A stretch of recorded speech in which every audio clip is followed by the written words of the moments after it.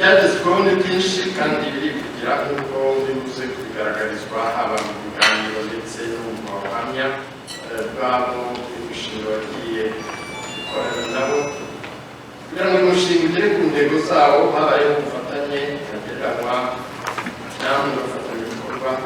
Nshimira umuryango w'iki wadusanze ahantu habi hakomeye ku buryo bwajya n'ibyo nawe gushaka ibyo ndya igiti cyanjye abana bakajya kwizingira bamwe baratorotse tutazi niyo baba ni ukuvuga ngo yatera ibi yabisanga hariya haba nabishishwamo n'amabuye kumva ko bakatana amahugurwa bose nendaga gupfa cyane nari mfite nk'ibiro 42 ariko ubu nagiye ku munzani ngira 60. Twese hamwe muri umushinga twari tugamije gufatanya cyane cyane n'abategarugori n'abari cyane cyane bagizweho ingaruka y'ihohoterwa rishingiye ku gitsina mu rugamba rwo kwiyubaka no gushyigikirana mu iterambere kuko umuyobozi w'urugaga rw'amadini yabivuze gufatanya nabo ku nkunga ya Oxfam Scotland na Scottish Government byatubereye inkunga ikomeye cyane tugira umugisha namwe mutuba hafi.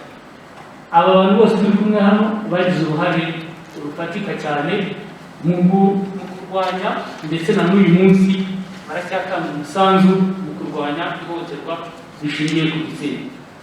Twagize amahirwe cyane gukorana n'umushinga kuko havugwa abangavu bagera ku 165 muri bo 60 bigishwa umwuga uhoraho bahabwa ibikoresho. Ese ko abanyamadini muri mu bantu bahura n'abantu benshi kandi bakaba babagiriye icyizere n'iki muri gukora cyangwa se n'iki gukora n'uyu mushinga byafashije mu guhindura imyumvire no kurushaho kubaka umuryango utekanye uzihohoterwa rishingiye ku gitsina. Tumaze guhugurwa na RICI byadufashije neza gutekereza, byadufashije guhindura imitekerereze ahubwo noneho tugatekereza no kwihohoterwa riba ryabaye. Ndagira ngo menyeshe ko abanyamadini benshi bumvishe ijambo isange ari uko RICI yaje. Hari igihe abaganga bakoraga raporo yagera mu mushinjacyaha cyangwa se muri RIB ubugenzacyaha ugasanga ya raporo nta kintu gikomeye igiye kubafasha, nta kintu igiye kubafasha mu bijyanye n'ibyo basabye kubakora. Ariko ku bufatanye na RICI na Oxfam batrenize abaganga bose twari dufite mu bitaro kugeza ubu ngubu.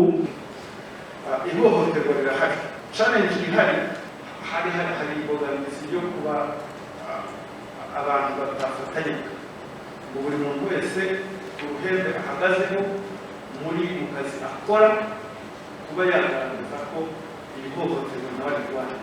Hariho abantu bigira inzego ni ukuvuga bariya abana bafashijwe b'abakobwa mu buryo bujyanye no kubakira ubushobozi ntabwo bizarangira n'umushinga. Capacity building twabyumvishe Dr. mu bitaro bya Kabgayi uburyo yavuze bahuguwe n'uburyo ibyo bahuguwemo ubumenyi bahawe babyifashije ndetse n'uko basabwe nabo guhugura abandi. Murumva rero nicyo dusaba iyi mishinga usibye na Oxfam n'iyindi nabo dukora na partners bacu gukora ku buryo ubwo bumenyi babusiga aho bakoreye. Na nyakubahwa Visi Meya yabivuze ati icyo tugomba guharanira nuko dukomeza ibikorwa Oxfam yakoreraga mu turere twacu. Urumva rero uhagarariye Oxfam yabisobanuye neza icyo ngicyo cyo gufasha kwifasha kuko icyo nicyo tugomba kugenderera dufasha kwifasha kuko abafatanyabikorwa bacu nubwo kenshi twita abagenerwabikorwa ariko n'abafatanyabikorwa kuko buri wese aba afite contribution aba afite capacity